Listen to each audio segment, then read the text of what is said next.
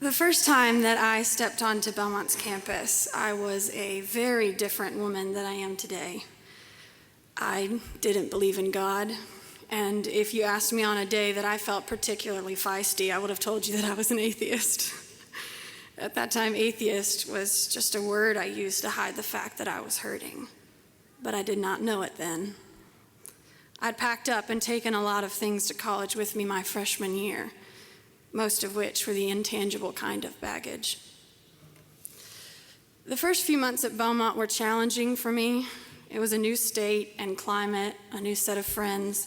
I'd never been around Christians before, much less been submerged into a culture that encouraged you to explore your faith openly.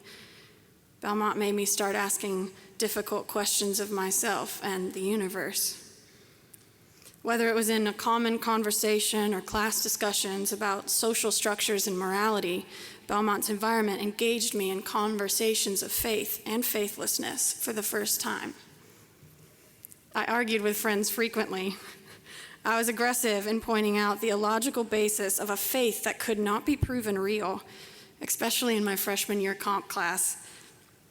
I was a point of annoyance for many, including my teacher, who one day pulled me aside after class and gently told me that he wasn't going to allow me to badger the other students anymore.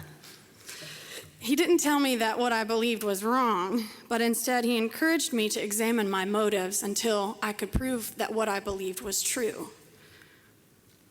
Outside of the classroom, I was just as difficult. I remember one particular discussion between myself and a friend about why he spent so much time praying. He was always praying, and it just seemed like such a waste of time. Well, he responded, I pray that because that's how I talk to God and how he talks back. You know, it's like when you call me on a phone to say hello or ask if I want to go to dinner. You call because you care. I pray because I care. For some reason, the conversation stuck with me. It was the first decent or reasonable answer I had gotten about how people tried to connect themselves with God or Jesus. Until that moment, I was unaware that God could even talk at all. I had never thought of it before. For most people in our American culture, prayer is a fairly common idea, but at that point in my life, I had never understood it. I say all of this to tell you that on my 19th birthday, I stood in my dorm room alone, a very broken young woman. I had an eating disorder and was battling loneliness and depression, even in the middle of a growing and vibrant student body. And standing there, I remembered what my friend had told me, and that prayer was a way to connect to God. So I whispered out into the air of that room for the first time in my life, and I asked God for help. I knew that my body would not be able to physically continue on much longer, and I had come to the end of my own abilities to keep myself together, and I wished that I could explain it better, but as I stood there among my unfinished homework, damp and dirty towels, and unmade bed, I felt God move in my heart, and I met Jesus right there, and I gave my life to him in room 312 of Heron Hall. My life was radically changed from that moment forward. After I graduated the first time from Belmont with a bachelor in business administration, I went on to become an international missionary. I spent 2.5 years traveling the world, seeing amazing things and meeting incredible people.